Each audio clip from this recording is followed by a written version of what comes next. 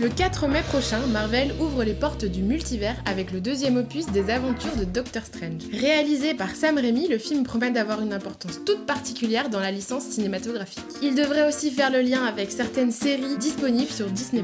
Bonjour à tous, c'est Julie pour le Journal du Geek et cette semaine on va parler du prochain rendez-vous Marvel au cinéma. Si vous n'avez pas tout suivi, voilà ce qu'il faut savoir avant d'aller voir Doctor Strange in the Multiverse of Madness.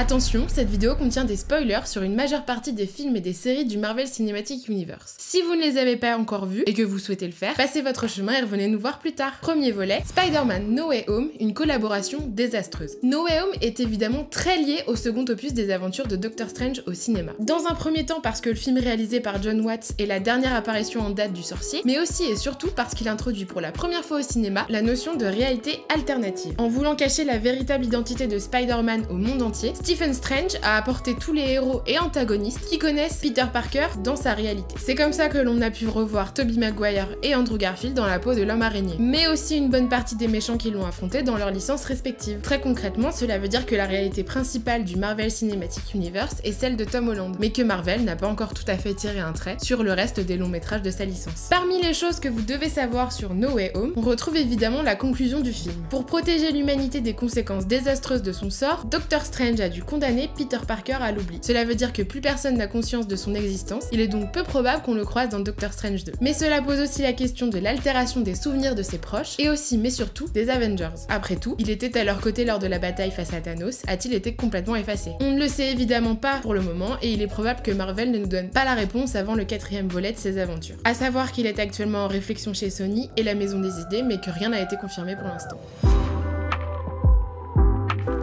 Chez les fans de Marvel, il y a ceux qui se contentent des films proposés au cinéma et ceux qui sillonnent les allées de Disney+ à la recherche de séries dérivées. Si vous faites partie de la première catégorie, vous n'avez sans doute pas vu WandaVision. Voici en bref ce que vous avez manqué et ce que vous devez savoir avant de regarder Doctor Strange. Après l'ultime bataille face à Thanos dans Endgame, Wanda doit faire face à son deuil. Vision est mort et le claquement de doigts de Hulk n'a pas pu le ramener à la vie. Elle découvre alors que ce dernier avait acheté une maison pour qu'ils puissent y construire leur foyer et y couler de jours heureux. Mais le sacrifice de Vision a évidemment mis un cran d'arrêt à ses plans. Désespérée, Wanda va utiliser ses pouvoirs pour le recréer et enfermer les habitants de la petite ville de Westview dans une bulle magique. Cette bulle est inspirée des séries qu'elle regardait enfant, et après de nombreux rebondissements, elle décide finalement d'accepter la mort de Vision et de relâcher les habitants. Néanmoins, elle semblait à la fin de la série s'être donnée pour mission de recréer la famille qu'elle avait là-bas. Elle est aussi devenue une sorcière suprême au même titre que Doctor Strange. Elle a donc une puissance magique illimitée. Ce volet devrait être une manière pour les spectateurs de la série d'en découvrir un peu plus. L'occasion sans doute d'introduire de nouveaux enjeux, peut-être pour lui consacrer un film à l'avenir.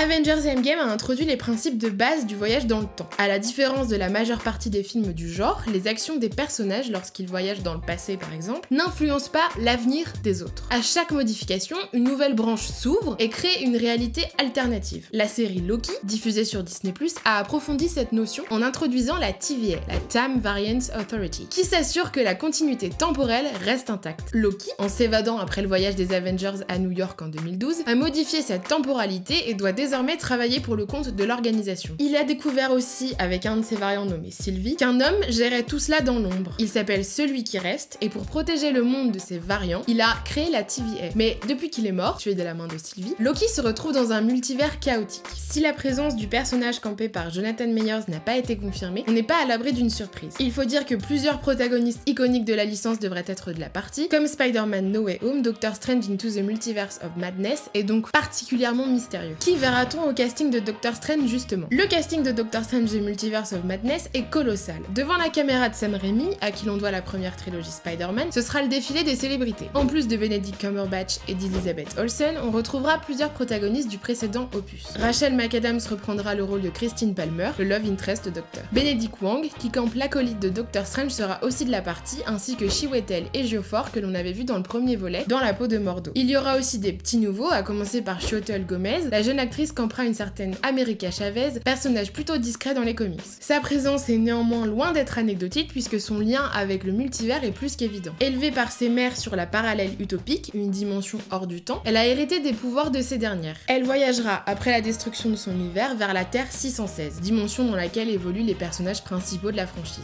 Désormais adolescente, elle devient une super-héroïne connue sous le nom de Miss America. Elle peut entre autres se propulser dans les airs à une vitesse ahurissante, elle est dotée d'une force et d'une vitesse surhumaine, et elle semble être invulnérable. Tout cela fait d'elle un allié de taille pour Stephen Strange, d'autant plus qu'elle dispose de la capacité de voyager au sein du multivers. On en parlait un peu plus tôt, Sam Raimi va faire son grand retour sur le grand écran. 15 ans après Spider-Man 3, le réalisateur s'attaque à un nouveau super-héros, cette fois-ci directement lié au Marvel Cinematic Universe. Pour l'occasion, il a fait appel à un autre habitué des productions du genre, Danny Elfman. Le compositeur des partitions de Batman chez Burton et de la trilogie Spider-Man s'est taillé une solide réputation dans la musique cinématographique. Tout un talent qu'il mettra évidemment au service de ce nouveau film et qui nous permettra sans doute de découvrir des musiques comme ça. Rendez-vous le 4 mai prochain au cinéma pour découvrir Doctor Strange in the Multiverse of Madness. Il s'agira du premier film purement Marvel de l'année, quelques semaines après la sortie de Morbius chez Sony. Pour découvrir l'intégralité du programme des prochaines années chez Marvel, vous pouvez retrouver notre vidéo consacrée au sujet en lien dans la barre de description. N'hésitez pas non plus à vous abonner à notre chaîne YouTube pour plus d'interviews et d'actualités geek. Tchuss!